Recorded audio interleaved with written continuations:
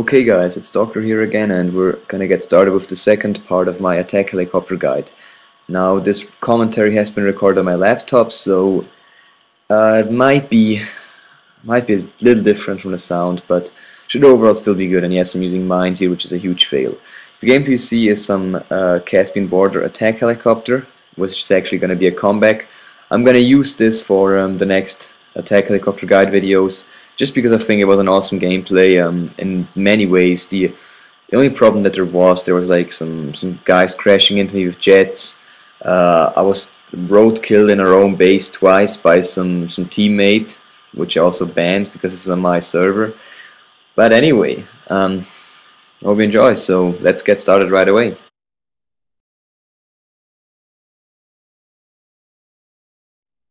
Okay, so in the first slot we have the attachments or specs, whatever you want to call it. Autoloader, air radar, proximity scanner, maintenance, stealth, and guided missile. And I think that's everything. No, I forgot laser painter, sorry. And I'm just going to tell you right now what I think is the best on a competitive basis. Now, I know two helicopter pilots from competitive teams, which is Mad Mackie from Call Your Shot and Real Reckless from Chain Reaction. And Mad Mackie uses air radar as well as I do here, and Real Reckless uses the laser painter. And these are definitely very good choices. I personally prefer air radar, especially when I don't fly with jet support. If you have jet support, you might not need it, but other than that, it is very important for defending yourself against choppers, for example, unless you want to spawn rape them. I mean, you can also destroy them as soon as they respawn. However, just in telling you where the enemy attack helicopter is at, if he spawned, if he's up in the air, or if there's a jet strafing on you, I think air radar is a great choice. Laser painter on the other side does help you with inflicting a lot more damage with the guided missile of the gunner. However, I only recommend you using it if you have a pilot that actually, a jet pilot of course, that actually tells you if there's any threats going for you, if a jet just killed them that will now attack you, stuff like that.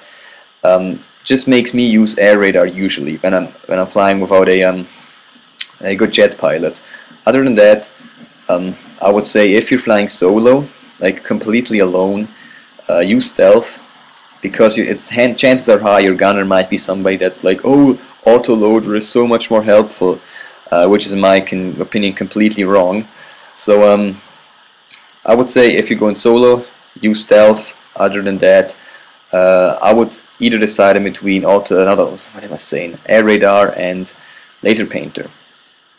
And reason is just because I think staying alive is one of the most important things, and stealth helps you if you're solo. Laser painter helps you against vehicles. It takes them out a lot faster, and air radar also warns you of incoming threats. So using guided missiles or autoloader won't help you as much. You also already do a lot of damage with the attack helicopter, and I don't think it's necessary to do even more. I would rather have a little more protection, stuff like that.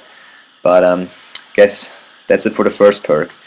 So I mean, I won't really go into maintenance and stuff like proximity scanner, as those really aren't that great. So let's go ahead and check out the second slot.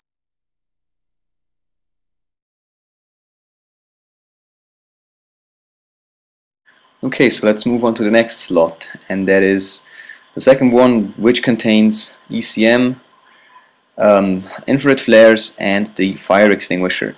Now I'm just going to tell you, not only me, but also every competitive or just semi-professional chopper pilot out there uses ECM. It is the way to go, simply because it's so versatile. First of all, it breaks locks. This means it is both effective against stingers, heat seekers, and javelins. Now, that's just one thing flares aren't as good at.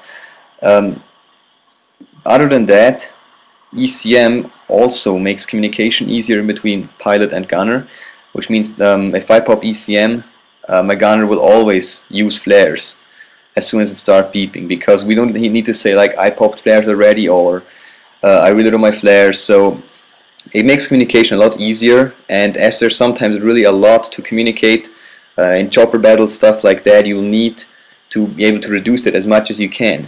Besides that, ECM jammer also has one big advantage, and that is it keeps you off the radar for a few seconds. Now, this does not only help you by being invisible, that also help you if you have a jet on your tail. What you can do is you can pop ECM, and you can just hide in this cloud of smoke, go below radar and try, you know, fly through the trees or something on Caspian. So it is overall just a lot more versatile than flares. And of course flares are a good thing to start off, but overall I would say ECM is the way to go. It's a lot more versatile, and if used correctly you can also deflect missiles. You know, it is just, as I said, overall a lot more useful in many aspects. And I don't really know about fire extinguisher. I've never really used it, but I feel like it is worth more deflecting or not even letting an enemy attack helicopter lock onto you than actually being able to repair a few percent in midair. So I would say don't go with fire extinguisher, always go with ECM, and until you have it, use flares. Okay, so let's get on to the next part.